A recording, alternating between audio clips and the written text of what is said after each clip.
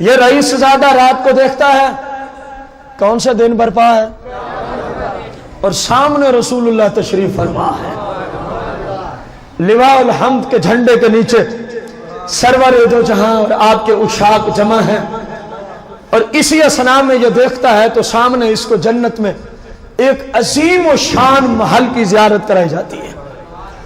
یہ دھوپ پیاس کے مارے رسول اللہ کی طرف دوڑتا ہے اور عرض کرتا ہے یا رسول اللہ مجھے بھی اپنے لواء الحمد کے نیچے جگہ عطا فرما دیں۔ سرکار نے فرمایا کیوں؟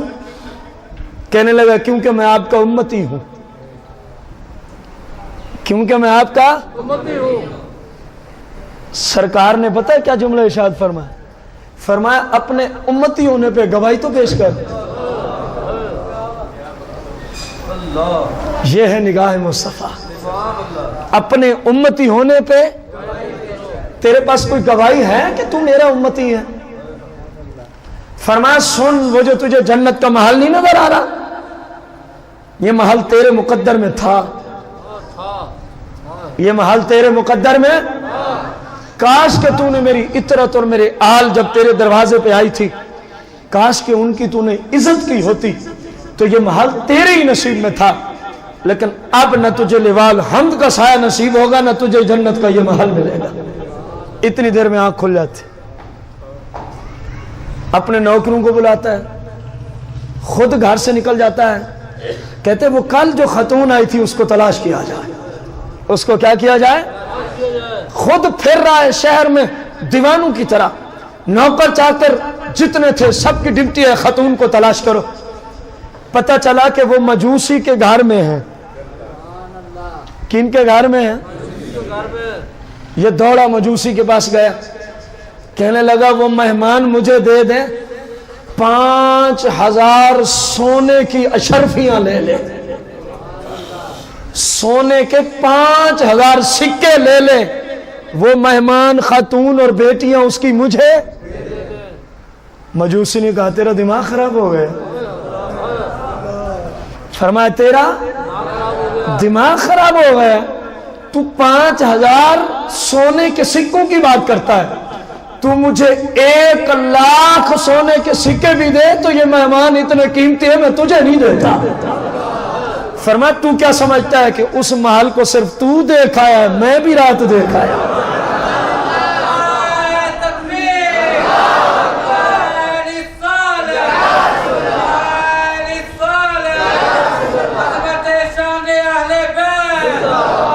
فرمایا تو کیا سمجھتا ہے کہ وہ جنتی محل صرف تجھے دیکھنا نصیب، تجھے تو حسرت کے لیے دکھایا گیا اور مجھے خوشخبری سنانے کے لیے دکھایا گیا۔ میں ان نفوس قدسیہ کے ہاتھ پر رات سے کیا ہو چکا ہوں؟ مسلمان ہو چکا ہوں، اور میں نے رات ان کے نانا جان کو دیکھا ہے خواب میں، سرور دو جہاں تشریف لے آتے ہیں، اور فرمایا تجھے مہمان مبارک، تجھے مہمان، تجھے اسلام مبارک ہو۔ یہ دیکھ سامنے جنت میں جو محل ہے، اے سابقہ مجوسی، اب تو اسلام لے آنا، اے سابقہ دیکھ میری آل سے تو نے بھلا کیا ہے، ہم نے یہ جنت کا محل تیرے نام لگا دیا ہے۔ فرمایا رئیس زادے اگر تو دیکھ آیا ہے تو صرف دیکھ آیا ہے، مجھے تو سرکار نے ملکیت بھی عطا فرما دی ہے، میں یہ مہمان تجھے کیسے دے دوں؟ رسول اللہ نے جو ادھر فرمایا وہ دنیا میں پریکٹیکل کر کے بھی دکھا دیا۔ ایک مسلم نے آل رسول کی عزت نہ کی، فرمایا تھا تیرا لیکن اب گواہی پیش کرنی ہوگی، اپنے اسلام پہ کیا پیش کرنی ہوگی؟ گواہی۔ اور ادھر ایک مجوسی نے ادب و احترام کیا، آل پاک کی برکت سے رب نے اسلام کی دولت سے بھی نواز دیا، اور پہلی رات میں ہاتھ تو نہیں کھڑے کرواتا لیکن کچھ بولنے کے لیے کچھ پوچھنا چاہتا ہوں۔ ہم جب سے پیدا ہوئے مسلمان ہیں الحمدللہ، کس کو کتنی بار رسول اللہ کی زیارت ہوئی ہے میں نہیں کہتا کہ کون کون بتائے، ہم سب کو پتا ہے، ہم سب کو، حالانکہ کوئی 30 سال ہو گئے مسلمان ہیں، کسی کو 40 سال ہو گئے مسلمان ہیں، کسی کو 50 سال ہو گئے، الحمدللہ ہیں بھی پکے مسلمان، کیونکہ ہم تو اہل بیت اور صحابہ والے ہیں، پکے مسلمان توحید پرست، لیکن بہت کم ہی لوگ شاید ایسے ہوں جن کو کبھی سرکار نے نوازا ہو، جن کو کبھی ہوں گے ضرور۔ آخر جمع غفیر ہے، اشاقان مصطفیٰ کا ٹھاٹھے مارتا ہوا یہ اجتماع ہے، ضرور بیٹھے ہوں گے، لیکن بہت قلیل، بہت قلیل۔ اور یہ مجوسی ہے، کیا ہے؟ مجوسی۔ ابھی 24 گھنٹے بھی نہیں گزرے اسلام لے آئے ہوئے، ابھی کوئی نماز بھی اسلام میں نہیں پڑھی، کوئی روزہ حج زکوٰۃ کچھ نہیں کیا، صرف بغیر پوچھے دلیل مانگے آل رسول کی عزت کی سرکار نے زیارت بھی کرا دی اور جنت کی ملکیت بھی عطا کروا دی۔ فرمایا جو ان سے محبت کرے وہ پھر ہمارے ہیں، ہمارے ساتھ ہوگا جنت، محشر میں ہمارے ساتھ۔ محققین نے ایک اور جملہ لکھا، بڑا پر ایمان واقعہ ہے۔ متقدمین مجتہدین محدثین کی ایک جماعت حج کرنے کی غرض سے جا رہی تھی۔ کیا کرنے کی غرض سے؟ ان میں ایک بزرگ علیہ رامہ نے عراق سے ارادہ کیا کہ یہ لوگ جا رہے ہیں، چلو میں بھی۔ پہلے کئی بار حج کر چکے تھے، نفلی حج پہ جا رہے تھے۔ فرماتے ہیں میں نے 5000 سونے کی اشرفیاں لیں۔ کتنی لیں؟ کہ چلو راستے میں اپنا زادرہ خریدوں گا، تو کچھ سامان خریدنے کے لیے میں اپنے شہر میں نکلا تو کیا دیکھتا ہوں کہ ایک خاتون کہہ رہی ہیں کہ اے لوگوں میں آل رسول ہوں اور ہمارے گھر میں فاقے ہیں، کھانے پینے کو۔ تو کہتے ہیں بزرگ علیہ رحمہ میں نے سوچا میں نے کئی بار حج تو پہلے کیے ہوئے ہیں، کیوں نہ ہو کہ اطرت رسول کی خدمت میں سارے پیسے پیش کر دوں، حج پھر صحیح، حج۔ فرماتے میں نے سارے پیسے اس خاتون کو دیے اور اپیل کی کہ یہ آپ مجھ سے قبول فرما لیں، کیونکہ سید زادوں کو یا علماء کو جب کوئی نذرانہ دیا جائے تو ان پہ احسان نہیں جتانا۔ اعلیٰ حضرت نے فرمایا وہ تمہارا قبول کر لیں تو ان کا تمہارے اوپر احسان ہے، کہ ان کا مقام ہی رب کے ہاں اتنا ہوتا ہے، ان کا مقام ہی رب کے ہاں اتنا ہوتا ہے۔ اب غور کرنا، سارے پیسے دے دیے اور دوستوں کو کہا میں اس سال حج پہ نہیں جاؤں گا۔ دوست گئے، حج کر کے واپس آ گئے۔ تو میں نے سوچا چلو حج پہ تو نہیں جا سکے، جو دوست کر رہے ہیں ان کو مبارکباد ہی پیش کر دی جائے، اور جانا بھی چاہیے، جب کوئی حج سے واپس آئے اس کے پاس جانا چاہیے، حدیث ہے اس سے دعا مغفرت کراؤ، اللہ اس کی دعا کے صدقے تمہاری بھی بخشش فرما دیتا ہے۔ حج یا عمرہ سے کوئی آئے تو اس حدیث پہ عمل کر لیا کرو، اس نیت سے کہ ہم دعائیں بخشش کروائیں گے۔ کہا میں ایک دوست کے پاس گیا، میں نے کہا بھائی آپ کو حج مبارک ہو۔ آپ کو؟ اس نے کہا بھائی آپ کو بھی حج مبارک ہو۔ میں حیران رہ گیا۔ چلو میں نے کہا دوسرے کو، میں دوسرے دوست کے پاس گیا، میں نے کہا بھائی آپ کو حج کی مبارک ہو۔ انہوں نے کہا بھائی آپ کو بھی حج کی مبارک ہو، کیونکہ آپ نے بھی تو ہمارے ساتھ ہی حج کیا۔ فرماتے میں تیسرے کے پاس گیا، شام تک میں جتنے دوستوں کے پاس گیا ہر نے کہا تجھے بھی حج مبارک ہو، کیونکہ تم بھی تو، کوئی کہہ رہا ہے مینا میں تو میرے ساتھ نہیں تھا، کوئی کہہ رہا ہے مزدلفہ میں آپ میرے ساتھ نہیں تھے، کوئی کہہ رہا ہے عرفات میں آپ ادھر نہیں بیٹھے تھے ہمارے ساتھ ہی۔ کہتے ہیں جی میں چپ تو کر گیا، لیکن میں بڑا حیران تھا کہ میں تو ادھر ہی ہوں، میں تو گیا ہی نہیں ہوں، میں تو گیا نہیں ہوں۔ کہتے ہیں جب رات ہوتی ہے نا، کیونکہ میں حیران تھا، تو اب میری اس حیرانگی، اس پریشانی کو دور کرنے والے مشکل کشا تشریف لاتے ہیں، سرور دو جہاں میرے خواب میں تشریف لاتے ہیں اور فرماتے ہیں اے میرے غلام کتنے لوگوں سے تیرے حج کی گواہی دلوائیں، تجھے اعتماد ہی نہیں آ رہا، لے سن پھر میں خود آ گیا ہوں تجھے حج کی مبارک دینا۔ اور دنیا میں ایسے حاجی بہت کم ہوں گے جن کو حج کی مبارک رسول اللہ خود عطا فرمایا۔ فرمایا سن تجھے ہم مبارکباد پیش کرتے ہیں۔ یا رسول اللہ میں تو حج پہ گیا ہی نہیں ہوں۔ آخر ماجرا کیا ہے؟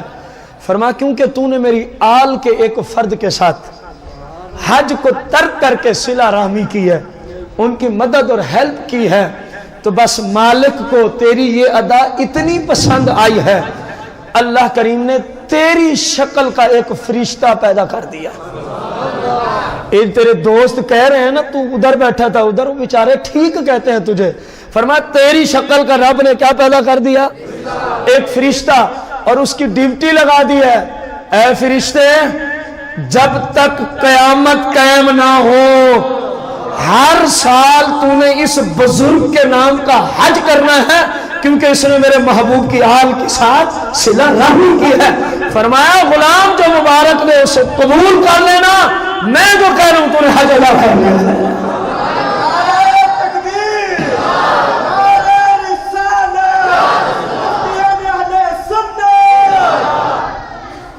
مجدد دین و ملت مولانا الشاہ امام احمد رضا خان فاضل بریلوی رضی اللہ تعالی عنہ، کیونکہ آپ کا بھی تو بزرگوں میں شمار ہوتا ہے نا، آپ بھی آل رسول کے خادم اور غلام ہونے پہ الحمدللہ فخر محسوس فرمایا کرتے تھے۔ آپ کے زمانے میں جب علماء کو کہیں لے کے جانا ہوتا نا تبلیغ کے لیے، جس طرح ہمارے زمانے میں علماء مختلف گاڑیوں کے ذریعے موٹر سائیکل پہ کسی انداز میں سفر کر کے جاتے ہیں تبلیغ کرنے، تو اعلیٰ حضرت رضی اللہ تعالیٰ عنہ کے زمانے میں ایک پالکی بنائی ہوئی تھی لوگوں نے، اس پالکی میں عالم دین کی عزت کے ناطے سے اس کو بٹھا دیتے، اور جس کے گھر درس ہونا ہوتا اس کی طرف سے 4 نوکر آ جاتے، اور یہ پالکی اٹھانے والے باقاعدہ ایک گروہ تھا مزدوروں کا، جس طرح رنگ کرنے والے کچھ بیٹھے ہوتے ہیں بازار میں جائیں، کچھ بلڈنگ کی تیاری کرنے والے بیٹھے ہیں، کچھ جناب والا الیکٹریشین ہے، کچھ کس طرح، تو اس زمانے میں پالکی اٹھانے والے مزدوروں کا ایک پورا کیا تھا؟ آپ نے ایک جگہ جانا تھا تبلیغ کے لیے، اب باہر جم غفیر ہے، ایک کثرت ہے عشاقان مصطفیٰ کریم صلی اللہ علیہ وسلم کی کہ اعلیٰ حضرت نائب رسول تشریف لانے والے ہیں، نائب رسول تشریف لانے والے ہیں۔ اعلیٰ حضرت نے غسل فرمایا، جبہ مبارک جسم مبارک پہ سجایا، دستار مبارک کو سجایا، اور جب باہر نکلتے ہیں تو نہ جانے عاشقوں کی اس وقت کیا حالت ہوئی ہوگی۔ خیر بڑی بھیڑ تھی، بڑا رش تھا، کافی دیر کے بعد آپ پالکی تک پہنچے، لوگ ہاتھ چومنے کے لیے کھڑے تھے، آگے آپ کے ہاتھ مبارک چومنے کے لیے کھڑے تھے۔ جب پالکی میں بیٹھے تو یہ سارے لوگ اور اعلیٰ حضرت سفر کر رہے ہیں، کس طرف جا رہے ہیں؟ دین کی تبلیغ کے لیے۔ بس چند ہی قدم چلی ہوگی پالکی، اعلیٰ حضرت فوراً پالکی سے باہر آ جاتے، فوراً پالکی سے۔ آپ نے فرمایا میں تمہیں، جو پالکی اٹھانے والے تھے، میں تمہیں رسول اللہ کی، اے رسول اللہ کا واسطہ دے کے پوچھتا ہوں کہ تم میں آل رسول کا فرد کون ہے؟ اعلیٰ حضرت کو سرکار کی آل کی خوشبو محسوس ہو گئی، فرمایا تم میں آل رسول کون ہے؟ رسول کا واسطہ دیتا ہوں۔ اب ایک شخص ان 4 میں سے، مزدوروں میں سے، اس کے چہرے کی رنگت تبدیل ہو گئی، اس نے اپنے آپ کو چھپایا ہوا تھا، اس نے اپنے آپ کو، اور مزدور بندہ تھا، غریب تھا، یہ پالکی اٹھانے کا کام کرتا تھا، شام کو جو حصے میں آتا اپنے بیوی بچوں کا پیٹ پالتا تھا۔ کچھ دیر تو خاموش رہا، اعلیٰ حضرت نے فرمایا بولتے کیوں نہیں ہو؟ میں نے کہا نا تمہیں رسول اللہ کا واسطہ دیتا ہوں، تم 4 میں آل رسول کون ہے؟ دھیمے دھیمے لہجے میں کہتے ہیں حضور میں۔ کیا کہتے ہیں؟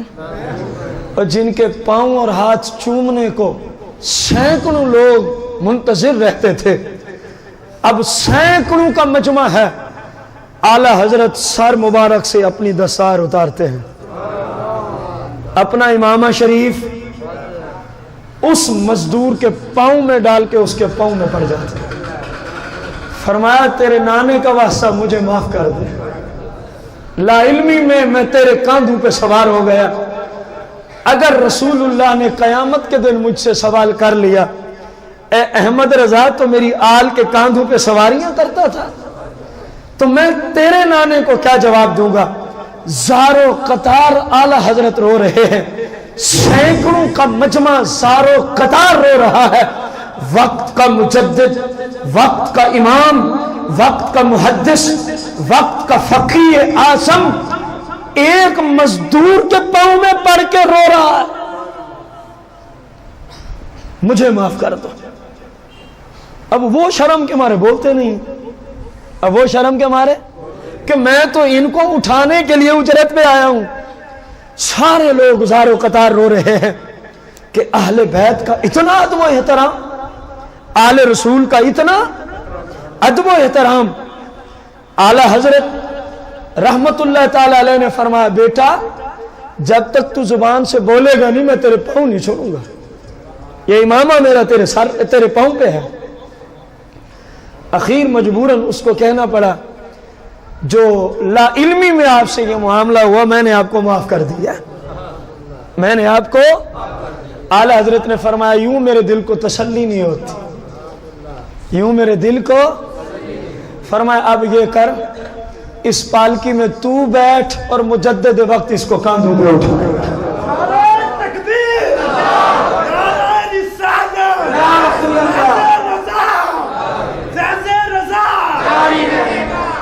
क्या फरमाया, अब तू पालकी में बैठ, मुजद्दिद वक्त तुझे अपने कांधों पे उठा के चलेगा। अब वो बैठे नहीं। सरकार आला हजरत रज़ी अल्लाह ताला ने फरमाया, देख हमने जाना है, सफर करना है, इसके बगैर यहां से कदम अब नहीं हिलना। मेरे दिल को तसल्ली नहीं हो रही, तेरे माफ करने से भी तसल्ली नहीं हो रही। मेरे दिल को तभी तसल्ली होगी कि अब आप पालकी में बैठे और मैं मजदूर बन के तेरा नौकर बन के तुझे उठाए, ताकि मैं सरकार को अर्ज तो कर सकूं, या रसूलल्लाह जब तक इल्म नहीं था तो माफी मांग ली, जब इल्म हुआ तो क्योंकि हमारी इतनी शान नहीं जितनी आपके आले पाक की शान है। अब मजमाए आम ने देखा, जम्मे गफीर उस शाका ने मुस्तफा के इज्तिमा ने देखा, आला हजरत के कांधों पर जो वक्त का इमाम भी है, मुजद्दिद भी है, मुहद्दिस भी है, मुफस्सिर भी है, मुजतहिद भी है, वक्त का इमाम पालकी उठाए हुए अपने कांधों पे सरकार की आल को बिठाए हुए और रोते हुए जा रहे हैं। फरमाते हैं हाँ अब ठीक है, ये तर्ज अमल होना चाहिए।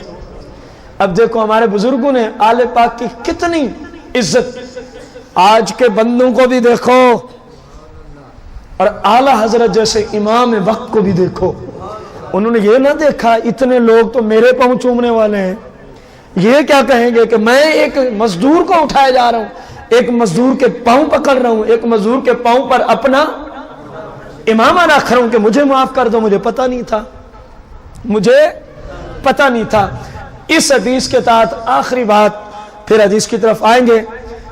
एक शख्स ने रसूलुल्लाह सल्लल्लाहु अलैहि वसल्लम के आल के फर्द को कोई हद बनती थी, उस पर हद जारी कर दी, सजा दे दी। सरकार सल्लल्लाहु अलैहि वसल्लम रात को इस बंदे के ख्वाब में तशरीफ लाए, फरमाया तुझे हया नहीं आती, तूने मुझे मारा है, तुझे हया नहीं आती, तूने। ये अर्ज करता है या रसूलल्लाह मैंने आपको कब मारा है। ये बुजुर्ग कहते हैं हद जारी करने वाले। सरकार ने यूं अपने बाजू मुबारक से कपड़ा हटाया, फरमा देख जिसको कल तूने अदालत में सजा दी थी ना, वो मेरी आल का ही फर्द था, जो उसको लगती थी मैं उसको बचाने के लिए अपना बाजू आगे कर देता था, मुझे ही लगती रही है। देख वो कहता है मैंने जो देखा यूं लगता था जिस तरह शहद की मक्खियों ने किसी बंदे को डंक मारे हो ना तो फिर जगह सूज जाती है। सरकार के बाजू मुबारक पे वो निशान पड़े हुए थे, सरकार के बाजू मुबारक पे। सरकार ने क्या फरमाया, जो इनसे हाथ मुबारक पकड़ के, फरमाया जो इनसे क्या करेगा, हदीस की तरफ आ जाए, कान माया फी दरजाती यौमल क़ियामा, क़यामत के दिन हम उसको अपने साथ रखेंगे, क़यामत के दिन हम उसको अपने साथ रखेंगे। रसूल